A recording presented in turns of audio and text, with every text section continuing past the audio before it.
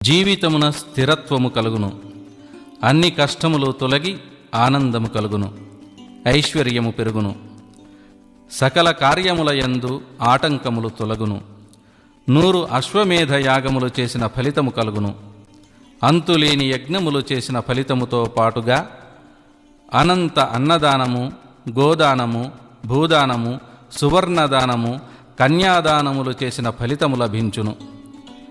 నిత్యము అనేక పుణ్య నదీ స్నానములు చేసిన పుణ్యఫలము లభించి బ్రహ్మంగారి దివ్యానుగ్రహం కలిగి జన్మరాహిత్యము ప్రాప్తించును.